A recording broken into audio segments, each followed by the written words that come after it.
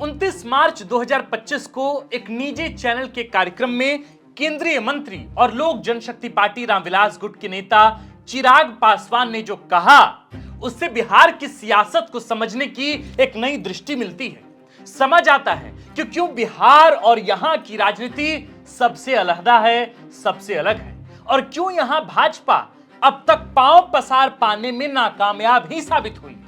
चिराग पासवान ने कहा उस कार्यक्रम में कि मैं हिंदू मुस्लिम राजनीति के पक्षधर में नहीं रहता, यह फालतू की बातें हैं। सदियों से हिंदू और मुस्लिम साथ रहते आए हैं, इससे जरूरी कई मुद्दे हैं। कब तक बेकार की बहसों में हम उलझे रहेंगे। आप देखिए कि चिराग पासवान का यह बयान न सिर्फ उनकी व्यक्तिगत सोच को दर्शाता है, बल्कि बिहार की सियासत में एक बड़े सवाल को भी उठाता है। चिराग भाजपा की तरफ इशारा करते हुए यह भी कहते हैं कि उन्हें भी सलाह देना चाहता हूं कि यह सब करना बंद करें। चिराग पासवान के इस बयान की व्याख्या कई तरीकों से हो रही है, सभी के अपने अर्थ और अपने कयास हैं। मैं आपको उसमें नहीं उलझा रहा हूं, सीधा बता रहा हूं कि इसका असल अर्थ क्या हो सकता है। क्या चिराग पासवान भाजपा के विचार से या यूं कहें कि विचारधारा से ऊब चुके हैं और नए ढंग की राजनीति बिहार में करना चाहते हैं? क्योंकि ऐसा नहीं है कि भाजपा ने अब इस तरह की राजनीति करनी शुरू की है। ऐसा भी नहीं है कि चिराग को अब यह दिखना शुरू हुआ है कि उनके सहयोगी दल धार्मिक ध्रुवीकरण की राजनीति करते हैं। तो फिर चिराग ने पहले कुछ क्यों नहीं कहा? वे तो भाजपा के साथ कई सालों से गठबंधन में हैं। उन्होंने कहा भी तो चुनाव के ठीक 7 महीने पहले ही क्यों कहा? दूसरा, क्या चिराग पासवान अपनी अलग राह, अपना अलग रास्ता तलाश रहे हैं?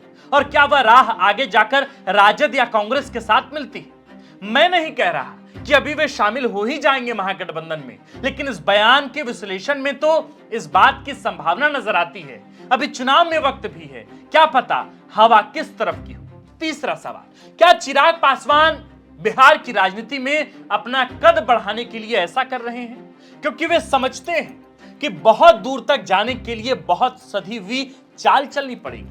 तो क्या है चिराग पासवान की अपनी योजना और उससे कैसे प्रभावित होगा बिहार और बिहार का राजनीति? आज इसी मुद्दे पर करेंगे हम विश्लेषण और बताएंगे आपको कि चिराग पासवान के भाजपा से अलग राग अलापने का आखिर अर्थ क्या है। नमस्कार, हमारा नाम आकाश आनंद है और आप देखना शुरू कर चुके हैं बिहार की राजनीति का सबसे सटीक, सबसे विस्तृत विश्लेषणात्मक कार्यक्रम, जिसका नाम है सियासी कहानियां।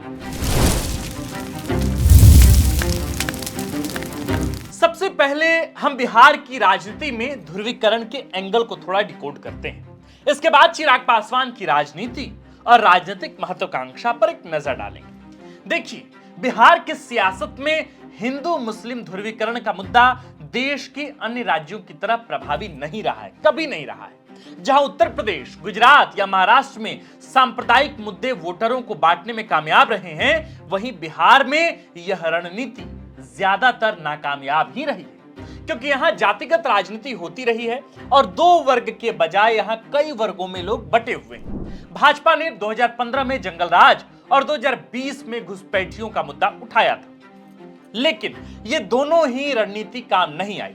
दिक्कत है कि भाजपा के अलावा किसी भी पार्टी का जनाधार बिहार में सांप्रदायिक कारणों से नहीं है। जेडीयू, राजद, कांग्रेस, लोजपा के दोनों घटक, या यूं कहें कि हम वीआईपी जैसी सभी पार्टी जाति आधारित जरूर है, लेकिन कभी भी धार्मिक आधार पर वोट नहीं मांगते। अब अगर भाजपा को सरकार में आना है तो गठबंधन करना ही होगा, और गठबंधन में आने वाली कोई भी पार्टी उनके इस हिंदू मुस्लिम राजनीति में साथ नहीं दे पाती। बिहार में सांप्रदायिक दंगे देश के अन्य राज्यों की तुलना में बहुत कम होते हैं। इसका कारण ऐतिहासिक और सामाजिक भी है। 1947 के बंटवारे के दौरान बिहार में बड़े पैमाने पर सांप्रदायिक हिंसा नहीं हुई, जैसा कि पंजाब या बंगाल में देखा गया। मुस्लिम पक्ष के साथ यहाँ के हिंदुओं की उस तरह की लड़ाई कभी नहीं रही। इसका मतलब यह नहीं है कि बिहार में दंगे कभी हुए ही नहीं। भागलपुर राइट सबसे बड़ा एग्जाम्पल है। 60 और 70 के दशक में कई बार इस तरह की घटनाएं, सांप्रदायिक हिंसाएं हुई बिहार में, लेकिन जातिगत विभाजन बिहार में ज्यादा हावी रहा है। मैं आपको थोड़ा आंकड़ा देता हूं। राष्ट्रीय अपराध रिकॉर्ड ब्यूरो यानी एनसीआरबी के 2022 के आंकड़ों के अनुसार भारत में कुल 378 सांप्रदायिक हिंसा की घटनाएं हुई।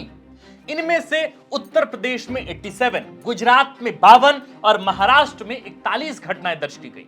वहीं बिहार में सिर्फ 8 घटनाएं इस तरह की हुई हैं, जबकि बिहार का जो आंकड़ा है वो गुजरात से काफी कम है। गुजरात में ज्यादा सांप्रदायिक हिंसा हुई। 2013 में मुजफ्फरपुर और 2023 में सासाराम में छोटे स्तर की सांप्रदायिक घटनाएं हुई, लेकिन यह व्यापक हिंसा में नहीं बदली। सीमांचल के किशनगंज जैसे मुस्लिम बहुल इलाके में भी हिंदू मुस्लिम टकराव की घटनाएं न के बराबर है। इस कारण बिहार में भाजपा हमेशा दूसरे या तीसरे नंबर की पार्टी ही बनी रही, यानी कि पिछलग्गू पार्टी बनी रही। पहली बार 2020 में भाजपा की सीटें जदयू से अधिक आई, उसके लिए भी जदयू खुद ही जिम्मेदार लगती है। दूसरी तरफ चिराग पासवान भी इस तरह की राजनीति के पक्षधर में नहीं है, या यूं कहें कि इसके पक्ष में कभी खड़े नहीं रहे। न ही उनके पिता रामविलास पासवान ही इस पक्ष में थे। चिराग पासवान मुख्य रूप से दलित वर्ग के नेता हैं, खासकर पासवान समुदाय के। बिहार की 2023 जातीय जनगणना के मुताबिक पासवान समुदाय की आबादी बिहार में करीब 5.3% है, यानी लगभग 70 लाख के आसपास। पासवान वोटरों की खासियत यह है कि वे एकजुट होकर ही वोट करते हैं, और फिलहाल वे चिराग पासवान को ही वोट कर रहे हैं। इस तरह 70 लाख लोगों के चिराग अकेले नेता हैं। मगध, शाहबाद और मिथिलांचल क्षेत्रों की सीटों पर उनका प्रभाव बेहद अच्छा है। हाजीपुर, समस्तीपुर, जमुई और वैशाली की भी कई सीटें पर, या यूं कहें कि कुछ ऐसी भी सीटें हैं जहां उनकी पार्टी को हमेशा अपर हैंड हासिल है। इन सीटों पर पासवान समाज की संख्या 15 से 25% तक है। हालांकि 2020 में वे अकेले चुनाव लड़े थे बिहार में, इसलिए सिर्फ एक ही सीट जीत पाए थे। लेकिन इस बार लोकसभा चुनाव में वे एनडीए के साथ थे और बिहार में उन्हें 5 सीटें दी गई थीं। हाजीपुर, जमुई, समस्तीपुर, खगड़िया और वैशाली। खास बात यह रही कि उनकी पार्टी ने सभी 5 सीटें जीत ली। खुद चिराग हाजीपुर से सांसद बने और अब केंद्रीय खाद्य एवं उद्योग मंत्री हैं भारत सरकार में। अब आते हैं अपने मूल सवाल पर। सवाल ये कि क्या वाकई चिराग एनडीए से अलग रास्ता अपना सकते हैं? देखिए, आरजेडी और कांग्रेस पहले ही उन्हें लुभाने की कोशिश कर चुके हैं। उनके दरवाजे तो खुले ही हैं, लेकिन चिराग ने ज्यादा दिलचस्पी दिखाई नहीं है। एक बार 2023 में तेजस्वी यादव के इफ्तार में चिराग की मौजूदगी ने सियासी हलचल मचाई थी। हालांकि फिर इस कयास पर विराम ही लग गया। हालांकि अगर चिराग इंडिया गठबंधन में जाते हैं तो चिराग को 5% पासवान वोट के साथ साथ मुस्लिम वोटों का भी जबरदस्त फायदा हो सकता है। दूसरा, चिराग का नीतीश से पुराना टकराव है। इंडिया गठबंधन में शामिल होकर वे नीतीश पर खुलकर हमला कर सकते हैं और अपना विस्तार कर सकते हैं।